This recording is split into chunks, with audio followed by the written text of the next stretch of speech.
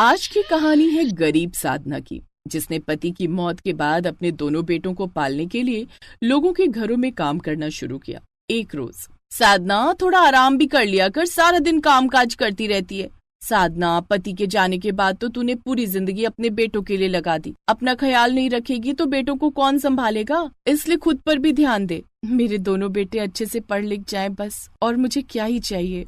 साधना अपने दोनों बेटों को पढ़ाने के लिए खूब काम करती। अपने बेटों का खर्चा उठाने के लिए वो लोगों के घरों में खाना बनाने का काम करती। एक रोज उसकी मालकिन, साधना तू किसी अच्छे हलवाई को जानती है? वो क्या है ना, परसों मेरे पोते का मुंडन है तो 200 लोगों का खाना बनवाना है। अरे तो कौन सी बड़ी बात है मालकिन, ये काम मैं कर लूंगी। क्या तू 200 लोगों का खाना अकेले बना पाएगी? हाँ मालकिन, जो पैसे आप हलवाई को देंगी उससे आधे पैसे में तो मैं 200 लोगों का खाना बना दूंगी। ठीक है, तो तू ही ये काम कर दे।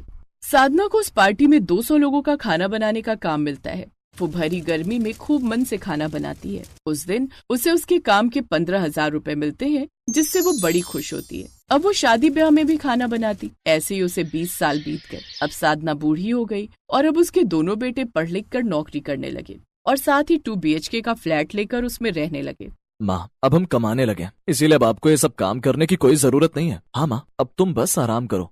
अच्छा, ये बात है। अगर अपनी माँ को आराम ही देना चाहते हो तो अब इस घर में बहुएं ले आओ, ताकि मुझे भी इस घर गृहस्थी के काम से थोड़ा आराम मिले। दोनों बहुएं आ जाएंगी तो ये गृहस्थी उन्हें सौंप कर खुद आराम करूंगी। कुछ समय बाद उन दोनों भाइयों की शादी 2 बहनों निशा और कृतिका से हो जाती है। लेकिन साधना ये बात नहीं जानती थी कि उसकी दोनों ही बहुएं कितनी बड़ी आलसी हैं। शादी के हफ्ते भर बाद तक तो सब कुछ ठीक ठाक चलता है, लेकिन धीरे धीरे अब दोनों बहनें अपना असली रंग दिखाना शुरू कर देती हैं। दोनों सुबह 7 बजे सोकर उठती और पतियों के जाने के बाद सारा दिन आराम से बिस्तर पर पड़ी रहती। वो दोनों बड़ी ही आलसी थी। ऐसे ही एक रोज, कृतिका, ये बदबू कहाँ से आ रही है? सच सच बता, तू आखिरी बार कब नहाई थी? पिछले हफ्ते ही तो नहाई थी। छी, तू कितनी बड़ी आलसी है। खुद को देख, तू बता कब नहाई थी? मुझे भी हो गए होंगे 4-5 दिन, लेकिन तेरी तरह एक हफ्ता तो नहीं हुआ ना। क्या करूँ, इतना आलस आता है कि नहाने का मन ही नहीं करता।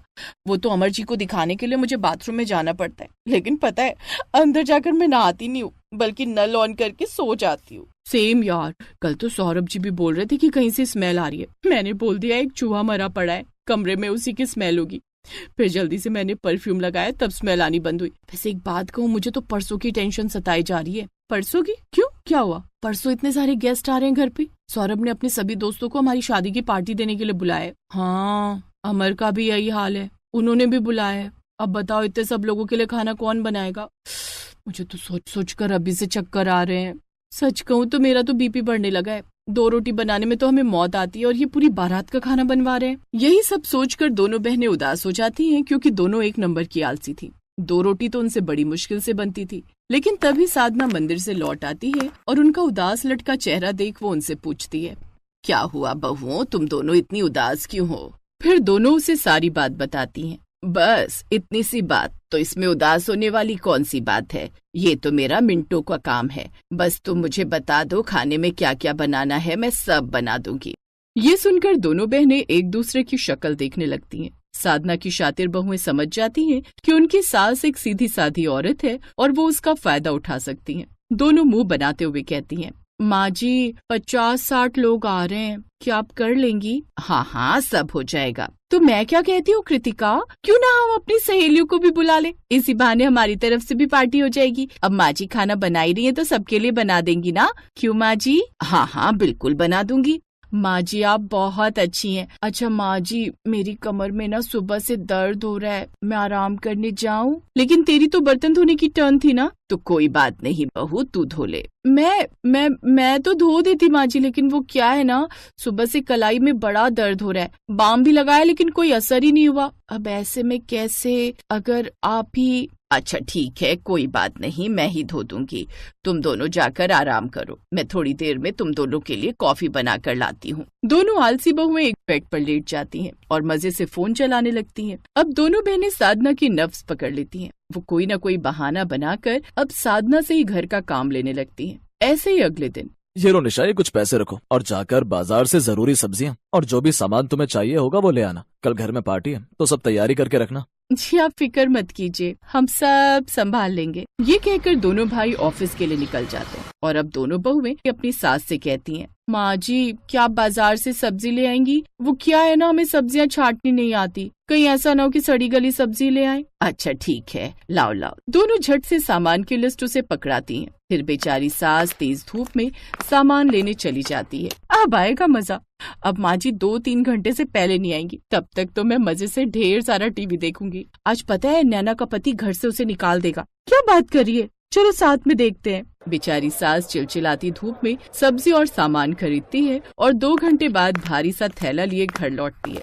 घर आकर वो लगातार घंटी बजाए जा रही थी, लेकिन अंदर दोनों बहुएं अलसाते हुए एक दूसरे से कहती हैं, जान कृतिका दरवाजा खोलना, न जाने कौन है जो इस भरी दोपहरी में चैन से सोने भी नहीं देता। दीदी आप जाओ ना, मुझसे उठा नहीं जा रहा। थोड़ी देर पहले पिज्जा वाला आया था, तब तो बड़ी जल्दी दरवाजा खोलने भागी थी। हाँ तो मैंने कौन सा अकेले ठूसा है, आपने भी तो खाया है, और आपने ही कहा था कि कौन दिन का खाना बनाए, ऐसा कर पिज्जा ही ऑर्डर कर ले। फिर कृतिका जैसे तैसे अलसाते हुए दरवाजा खोलने जाती है। अरे माँ जी आप, ओहो वो माफ करना, पेट में दर्द था ना, इसलिए दरवाजा खोलने में देर हो गई। पेट में दर्द तो तूने दवाई लिया नहीं? जी खा ली। साधना थकी हारी अंदर आती है। खाने में क्या बनाया है बहू, बड़ी तेज भूख लगी है। माँ जी मैंने बताया ना, हम दोनों के पेट में दर्द था, इसलिए हमने कुछ भी नहीं बनाया। अभी भी ठीक नहीं हुआ है दर्द, इसलिए आप अपने लिए कुछ बना लीजिए, मैं आराम कर लेती हूँ, शायद ठीक हो जाए। दोनों बहुएं अपने अपने कमरे में आराम करने लगती हैं और बेचारी सास उस दिन भूखी रह जाती है। अगले दिन उनके घर पार्टी थी। दोनों बहुएं अपने मेकअप और ड्रेस की तैयारी में लग जाती हैं और साधना अकेले ही सब काम करने लगती है। माँ जी अगर सब हो गया हो तो मीठे में गुलाब जामुन, रबड़ी, खीर भी बना लीजिएगा, और हाँ खीर में केसर डालना मत भूलिएगा, हम तब तक तैयार हो जाते हैं। साधना लगातार रसोई में काम कर रही थी। उधर निशा और कृतिका आपस में, अब कौन तैयार होकर मेकअप करके साड़ी पहने, इन सब में कितना आलस आता है। तो एक काम करते हैं ना, पार्लर वाली को बुला लेते हैं, घर पर आकर तैयार कर देगी। दोनों बहुएं पार्लर वाली को फोन करके घर पर बुलाती हैं। पार्लर वाली उन्हें तैयार करके चली जाती है। कुछ देर बाद मेहमान आने शुरू हो जाते हैं। साधना ही सबको स्नैक्स और खाना परोसती है। माँ जी हम आपकी हेल्प करवा देते, लेकिन आप जानती है ना हमारा मेकअप खराब हो जाएगा, और हमारी फ्रेंड्स भी आई हैं, तो उन्हें वक्त देना भी तो जरूरी है ना। कोई बात नहीं बहू, तुम अपनी सहेलियों से बातें करो, मैं तब तक तुम्हारे खाने के लिए कुछ लेकर आती हूँ। ये कहकर साधना उनके लिए कुछ लेने चली जाती है। अरे वाह, तुम्हारी सास तो बड़ी अच्छी है जो सारा काम संभाल रखा है। क्या खाक अच्छा है, ये तो हमें जो इन्हें काम पर लगा रखा है, नहीं तो इनका बस चले तो बेटी की कमाई बैठ कर खाएं। एक तो खुद का इतना खर्चा, ऊपर से इस बुढ़िया का खर्चा उठाओ वो अलग। उनकी ये सब बातें साधना सुन लेती है। उसे ये सब सुनकर बड़ा दुख होता है। बिल्कुल सही कहा बहू तूने।